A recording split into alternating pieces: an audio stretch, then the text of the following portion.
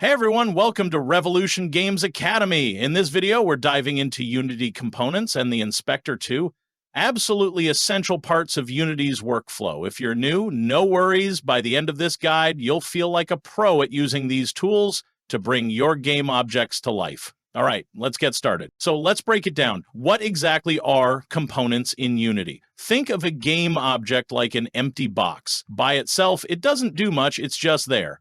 But when you attach components, it's like giving that box some cool abilities. Want it to move? Add a rigid body. Want it to be visible? Add a mesh render. The possibilities are endless. All right, let's talk about the different types of components Unity offers. First up is the transform component. It's mandatory for all game objects. Then there are mesh components. These give your objects shape and visibility. The mesh filter defines the shape, and the mesh render makes it show up on screen.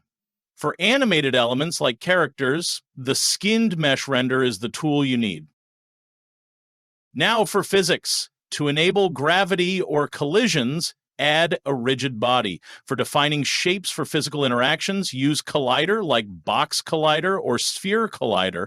And if you're working on player-controlled characters, the character controller is a great tool to use. Let's not forget about UI and audio. For building menus or heads-up display, heads-up display is the on-screen interface in a game that shows important information like health, score, or objectives to the player without pausing or interrupting the gameplay. You'll use the canvas as the root element, add an image or a text mesh pro to display visuals and styled text. For sound, attach an audio source to play effects or background music and pair it with an audio listener on the main camera.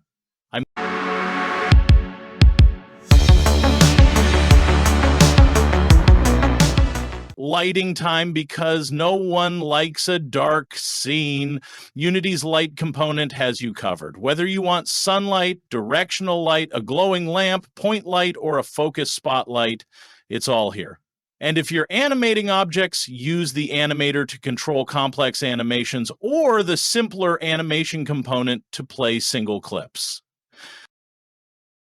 Now let's talk about custom components. Custom components let you add your own logic. For example, you can write a script that moves a game object forward continuously, like this.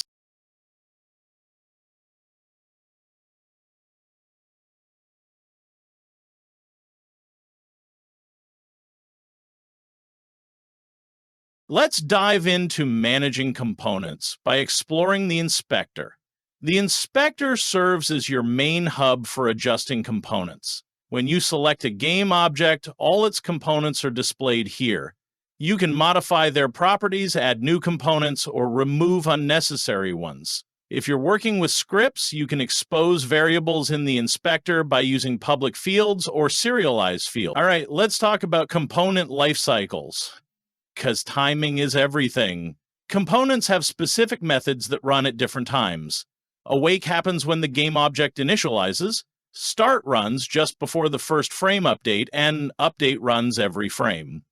If you're dealing with physics, use fixed update for smoother calculations. And when a game object is destroyed, onDestroy takes care of cleanup. Time for some best practices. Keep your project clean and efficient by breaking logic into smaller, modular components. This makes your code easier to manage and debug. Organize the inspector with headers and tooltips for better clarity.